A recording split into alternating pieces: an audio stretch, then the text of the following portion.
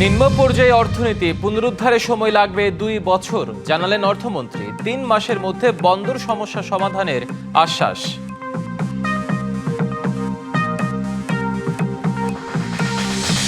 দফায় দফায় সময় ও ব্যয় বৃদ্ধিতে একসময়ের আশা জাগানিয়া রূপপুর প্রকল্প এখন মাথা ব্যথার কারণ। স্বল্প মূল্যে বিদ্যুৎ পাওয়া যেন মরীচিকা।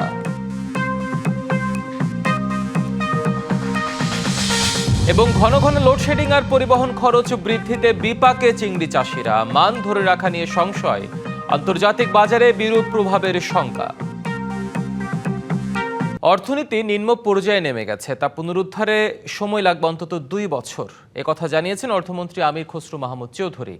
রাজধানীতে এনবিআর-এর পরামর্শ কমিটির সভায় তিনি আরও বলেন, বেসরকারি খাতের অংশগ্রহণ ছাড়া অর্থনীতি শক্তিশালী করা সম্ভব নয়। একই সাথে 3 মাসের মধ্যে বন্দর সংশ্লিষ্ট সমস্যা সমাধানের আশ্বাসও দেন তিনি। রাজধানীর হোটেল সোনারগাঁওয়ে জাতীয় রাজস্ব বোর্ড ও এফবিসিসিআই এর যৌথ আয়োজনে এনবিআর-এর পরামর্শক কমিটির সভা, যেখানে দেশের বর্তমান অর্থনৈতিক পরিস্থিতি ও ভবিষ্যৎ করণীয় নিয়ে আলোচনা করেন সরকারের নীতি নির্ধারক ও ব্যবসায়ী নেতারা। দেশের অর্থনীতির বর্তমান নানামুখী চ্যালেঞ্জ অকপটে স্বীকার করেন অর্থমন্ত্রী। বাংলাদেশের অর্থনীতি যে জায়গায় নিয়ে যাওয়া হয়েছে আজকে, এখান থেকে আমার 2 বছরের কুশল লাগবে এবং এই 2 বছর পরে থার্ড ইয়ারে গিয়ে ইকোনমি উইল টার্ন অ্যারাউন্ড। আমরা ব্যবসার পথে যত বাধা আছে ম্যাক্সিমাম বাধা সরিয়ে দেব। ব্যবসায়ীদের পক্ষ থেকে বিভিন্ন ছাড়ের দাবি উঠলেও অর্থমন্ত্রী স্পষ্ট জানান, বর্তমান পরিস্থিতিতে কর ছাড় সম্ভব নয়, তবে বন্দর নিয়ে দেন স্বস্তির খবর। পোর্টে 40% বৃদ্ধি করুন। এই পোর্টে যে দুর্নীতি হয়, পোর্টে যে কস্ট অফ ডুইং বিজনেস যায়, আপনি এটাকে অ্যাড্রেস করেন, আমরা এইগুলোর সমাধান ইমিডিয়েটলি আপনাদেরকে দিচ্ছি। এনবিআর এর ট্যাক্স পলিসি যারা করবে সেই জায়গাটা পরিবর্তন আনতে হবে। আমরা ডিপিআই চলে আসছে পুরো nation wide, 1 citizen 1 card 1 wallet. সভায় ব্যবসা বাণিজ্যে স্বচ্ছতা ও জবাবদিহির আহ্বান জানান বাণিজ্য মন্ত্রী। একটা এন্টায়ার সেক্টর দৃশ্যত কালো অর্থনীতির মধ্যে আছে, এটা কোনো হেলদি প্র্যাকটিস না। পাবলিক পারসেপশন যেটি, এটাকে সাদা অর্থনীতির ভিতরে নিয়ে আসতে হবে এন্টায়ারটাকে। এই ইকোনমিক ম্যানেজমেন্টটা, বাংলাদেশের অর্থনৈতিক ব্যবস্থাপনাটা is in a safe hand. এনবিআর-এর নীতি ব্যবস্থাপনায় বড় পরিবর্তনের আভাস দিয়ে জানানো হয়, এখন থেকে ব্যবসায়ীদের সাথে আলোচনা করেই নির্ধারণ করা হবে অর্থনৈতিক নীতিমালা। রেদওয়ানুল হক, ডিবিসি নিউজ, ঢাকা।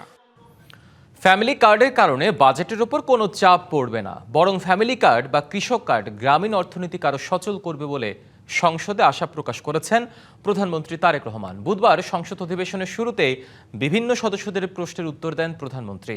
ফ্যামিলি কার্ডের অর্থায়ন কিভাবে হবে, সংসদ সদস্য হাসনাত আবদুল্লাহর এক প্রশ্নের জবাবে প্রধানমন্ত্রী বলেন, বাড়তি টাকা ছাপিয়ে ফ্যামিলি কার্ডের সুবিধা দেবে না সরকার। রাজধানী ঢাকাকে ক্লিন ও গ্রিন সিটি হিসেবে গড়ে তুলতে স্থানীয় সরকার বিভাগের আওতায় ঢাকা উত্তর ও ঢাকা দক্ষিণ সিটি কর্পোরেশনের মাধ্যমে নানা পদক্ষেপ নেওয়া হচ্ছে বলেও জানান প্রধানমন্ত্রী। ফারহানা, আপনি কি পয়েন্ট অফ অর্ডারে দাঁড়িয়েছেন?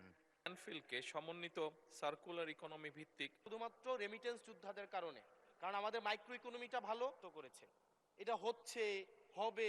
কোরিয়া ভিত্তিক বেসরকারি প্রতিষ্ঠানের বিনিয়োগে মাতাইল ল্যান্ডফিলকে সমন্বিত সার্কুলার ইকোনমি ভিত্তিক বর্জ্য ব্যবস্থাপনা এবং জ্বালানি উৎপাদন কেন্দ্রে রূপান্তর করার মাধ্যমে সকল বর্জ্যকে জিরো বর্জ্যতে রূপান্তর করার পরিকল্পনা গ্রহণ করা হয়েছে।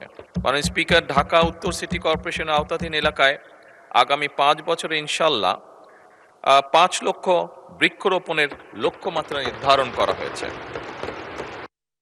দেশের প্রথম পারমাণবিক বিদ্যুৎ কেন্দ্র রূপপুরকে ঘিরে বেড়ে ওঠা স্বপ্ন সময়ের বাস্তবতায় ক্রমে ফিক হয়ে আসছে। শুরুটা আশা জাগানিয়া হলেও এখন মাথা ব্যথার কারণ হয়ে দাঁড়িয়েছে। দায় বয়ে বেড়াচ্ছে দফায় দফায় সময় ও ব্যয় বৃদ্ধির সিদ্ধান্ত। প্রতি ইউনিট বিদ্যুতের আকাশচুম্বী দাম নিয়ে প্রশ্ন তুলেছেন খোদ বিশেষজ্ঞরা। দেশের জ্বালানি নিরাপত্তার আলোকবর্তিকা হওয়ার কথা ছিল রূপপুর পারমাণবিক বিদ্যুৎ কেন্দ্রের। চুক্তি অনুযায়ী 2023 সালে প্রথম এবং 2024 সালের মধ্যে দ্বিতীয় ইউনিট থেকে জাতীয় গ্রিডে বিদ্যুৎ সরবরাহের কথা। কিন্তু প্রায় ৩ বছর পর মেলেনি বিদ্যুৎ। আগামী বছর জানুয়ারিতে প্রথম ইউনিট থেকে ১২০০ মেগাওয়াট বিদ্যুৎ জাতীয় গ্রিডে যুক্ত হওয়ার আশা করছে সরকার। কিন্তু সময়ের সাথে পাল্লা দিয়ে বাড়ছে ব্যয়। ১,১৪,০০০ কোটি টাকার নির্মাণ ব্যয় বেড়ে প্রায় ১.৫ লাখ কোটি টাকায় দাঁড়িয়েছে। প্রতিদিন ১০ কোটি টাকারও বেশি ঋণের সুদ দিতে হচ্ছে। প্রকল্পে রাশিয়া এবং বাংলাদেশের প্রায় ১৮০০ শ্রমিকের বেতন পরিশোধ করতে হয়। দফায় দফায় খরচ বৃদ্ধিতে আকাশে উঠতে থাকা রূপপুরের আশার বেলুন এখন অনেকটাই চুপসে গেছে। সে আশার বেলুনটি পুরোপুরি আসলে চুপসে গেছে। এখন আসলে বাংলাদেশে ওই পারমাণবিক যুগে প্রবেশ করা না করার মধ্যে খুব একটা বেশি কিছু পার্থক্য নেই। এই বর্ধিত মূল্যে এই বিপুল পরিমাণ দেনা এবং দীর্ঘকাল ধরে এই দেনা পরিশোধ, এটা বাংলাদেশের জন্য একটা বড় দুশ্চিন্তার বিষয় হবে। প্রতি ইউনিট বিদ্যুতের দাম নিয়ে এখনও সিদ্ধান্তহীনতায় সরকার। বিশেষজ্ঞদের মতে শুরুতে প্রতি ইউনিট বিদ্যুতের দাম ৬ টাকা ধরা হলেও এখন তা ঠেকেছে ১২ টাকায়। ফলে স্বল্প মূল্যে বিদ্যুৎ পাওয়ার আশা এখন শুধুই মরীচিকা।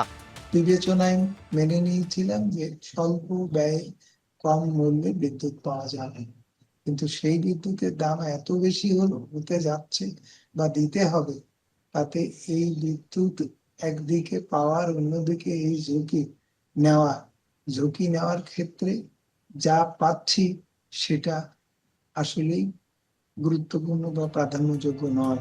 স্বচ্ছতা নিয়ে প্রশ্ন তুলেছেন জ্বালানি বিশেষজ্ঞরা। দীর্ঘসূত্রতাকে কেবল কারিগরি জটিলতা নয়, নেপথ্যে বড় অনিয়ম বা দুর্নীতির ছায়া দেখছেন তারা।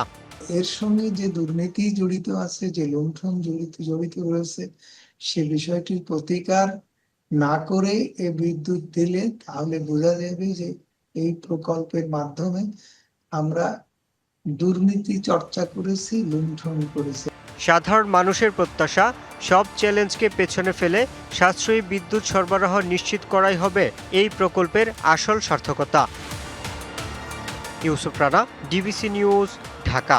দেশের বাজারে অনেকটাই স্থিতিশীল বৈদেশিক মুদ্রার বাজার। ব্যাংকগুলো গ্রাহকের কাছে মার্কিন ডলার বিক্রি করছে ১২৩ টাকা দরে, আর গ্রাহকের কাছ থেকে কিনছে ১২২ টাকা দরে। বুধবার ব্রিটিশ পাউন্ড ব্যাংকে বিক্রি হচ্ছে ১৬৬ টাকা, আর ব্যাংক গ্রাহকের কাছ থেকে কিনছে ১৬৯ টাকার দরে। প্রতি ইউরো ব্যাংক বিক্রি করছে ১৪৫ টাকায় আর কিনছে ১৪১ টাকায়। এছাড়াও দেশের ব্যাংকগুলোতে সৌদি রিয়াল বিক্রি হচ্ছে ৩৩ টাকা, আর ব্যাংকগুলো গ্রাহকের কাছ থেকে কিনছে ৩২ টাকা ২০ পয়সা দরে। আজ ইউএই দিরহাম বিক্রি হচ্ছে ৩৩ টাকা ৩০ পয়সা, আর ব্যাংক কিনছে ৩১ টাকা ৫০ পয়সা দরে। খুলনায় ঘন ঘন লোডশেডিংয়ে বাধাগ্রস্ত রপ্তানিমুখী চিংড়ি শিল্প। তার উপর জ্বালানি তেলের দাম বাড়ায় বেড়েছে পরিবহন খরচও। দুইয়ে মিলে বিপাকে চিংড়ি চাষিরা। মান ধরে রাখতে না পারায় তৈরি হয়েছে আন্তর্জাতিক বাজারে বিরূপ প্রভাবের শঙ্কা। দেশের অন্যতম প্রধান রপ্তানিমুখী খাত চিংড়ি শিল্প।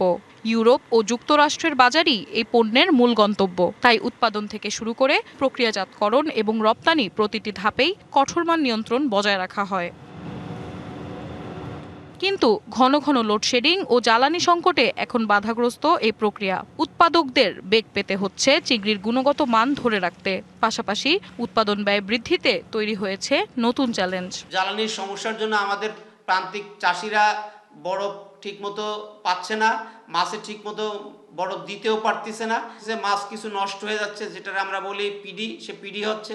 সমস্যার যে আমরা ডিজেল দিয়ে সমাধান করব লোডশেডিংটাকে, সেটার কোনো উপায় নাই। যারা মাছ ক্যারিং করে তারা সময় মতো ডিজেল না পাওয়ার কারণে সঠিক সময় পণ্য নিয়ে আমাদের ফ্যাক্টরিতে আসতে পারতেছে না।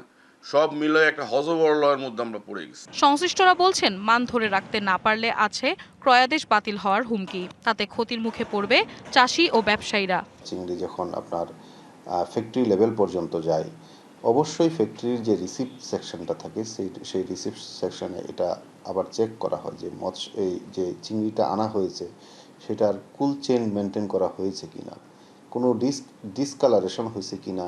এই ক্রাইটেরিয়াগুলো ফুলফিল করবে না, তখন কিন্তু ওই ফ্যাক্টরি রিসিপ্ট থেকেই মূলত আপনার এই গুণগত মানহীন মৎস্য পণ্যটা রিজেক্ট করে দেওয়া হয়। ধারাবাহিকতা বজায় না থাকলে বিমুখ হতে পারেন ক্রেতারা। রপ্তানিমুখী শিল্পে বিদ্যুৎ সরবরাহ নিশ্চিতের তাগিদ বিশ্লেষকদের। আমরা যখন বিদেশে এই পণ্য রপ্তানি করব, সেক্ষেত্রে দেখা যায় যে আমরা সময়কে মেনটেন করতে পারছি না। তারা আমাদের যে অর্ডার দিয়েছিল সেই অর্ডারের যে নির্ধারিত সময়ে সেই সময়ের ভিতরে আমরা ডেলিভারি দিতে পারবো না। পরবর্তীতে দেখা যাবে যে তারা অন্যান্য বাজার খুঁজে নেবে। চিংড়ি শিল্পের রপ্তানি সক্ষমতা ধরে রাখতে নিরবচ্ছিন্ন বিদ্যুতের ব্যবস্থা গ্রহণ করবে সরকার, এমন প্রত্যাশা সবার।